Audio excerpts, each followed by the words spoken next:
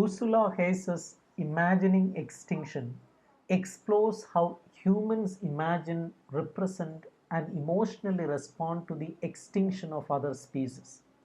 Instead of focusing only on scientific facts about biodiversity loss, Hayes studies the cultural stories, emotions, and symbols that shape how people understand endangered animals and plants. She argues that extinction is not just a biological event, but also a deeply cultural issue, revealing how societies think about themselves, their values, and their future.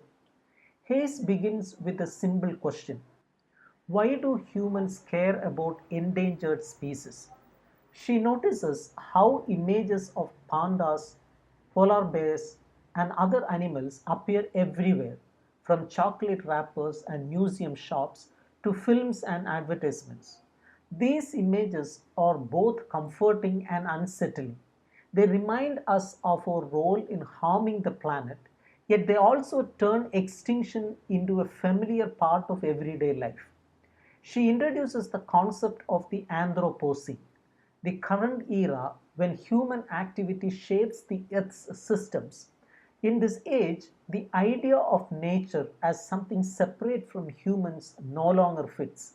She reviews debates among environmental thinkers from Bill McKibben's The End of Nature, which mourns the loss of a pure, untouched world, to newer perspectives that accept humans as active participants in shaping ecosystems. For Hayes, this shift means we must learn to imagine coexistence between species, not just the protection of wild nature. The first chapter examines how stories about endangered species often take the form of elegies, sad tales about loss and guilt.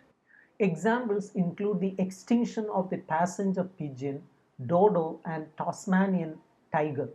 These stories help people mourn nature's destruction but also risk turning extinction into something beautiful and distant rather than urgent and real. Most conservation stories rely too much on grief and nostalgia.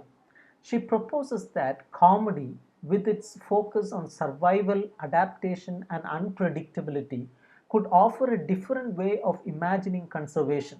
Instead of only mourning what is gone, comedy allows people to celebrate resilience and coexistence among humans and animals.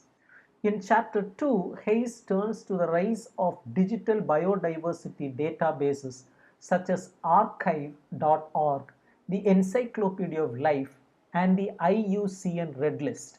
These databases act like modern arks, collecting information and images of thousands of species to preserve them digitally, even if they disappear in reality. She compares these databases to ancient epics, grand narratives that try to capture the whole world. These archives are not purely scientific, they are also shaped by cultural values. The way species are described, ordered, and photographed reflects human emotions and politics. Digital databases are a new way for people to connect emotionally to endangered life and to imagine a shared global responsibility for biodiversity. Chapter 3 explores how different countries create laws to protect species. In the United States, the Endangered Species Act connects conservation with national pride and moral duty.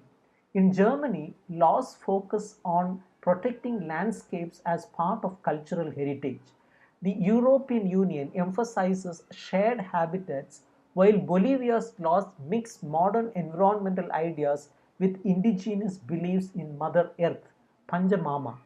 These laws are not just scientific tools, they tell stories about how each society defines justice, identity, and responsibility toward nature. For example, Bolivia's laws link ecological protection with social equality, blending indigenous and modern values. Conservation is never neutral, it always reflects cultural imagination. In chapter 4, Hayes studies the tensions between environmentalists who focus on ecosystems and animal rights activists who focus on individual animals.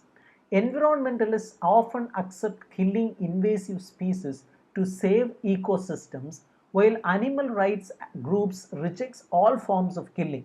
Both groups, however, struggle with how humans should relate to domesticated and wild animals. Modern world has blurred the boundary between the wild and the domestic.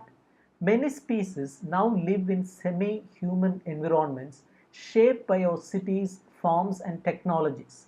To protect life in the Anthropocene, we must rethink these divisions and learn from both movements, combining care for individuals with responsibility for entire ecosystems. Chapter 5 connects extinction with social justice. Poor and indigenous communities often face both environmental harm and species loss. Novels like Amitav Ghosh's The Hungry Tide and Virunga, a graphic novel, shows how human and animal survival are linked. These stories portray conflicts between global conservation efforts and local human struggles. She introduces the idea of multi species justice, the belief that fairness should extend not only to humans but also to other living beings. This concept invites us to see humans, animals, and plants as part of a shared moral community, each with a right to exist and flourish.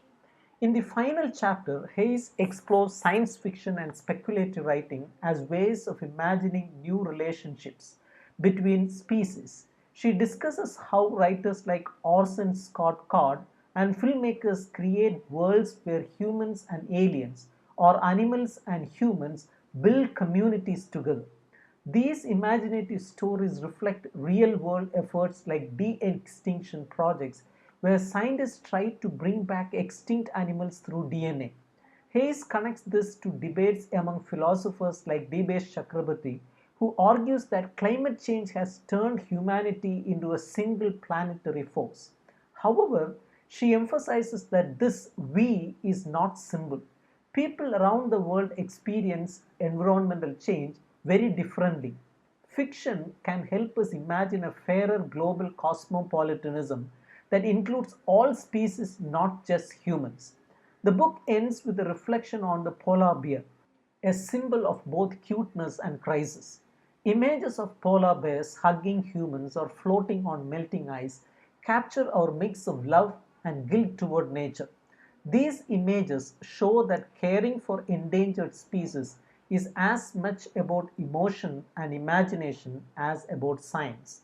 To face the future, humanity must rethink its stories, not only about loss and guilt, but also about coexistence, creativity, and shared survival.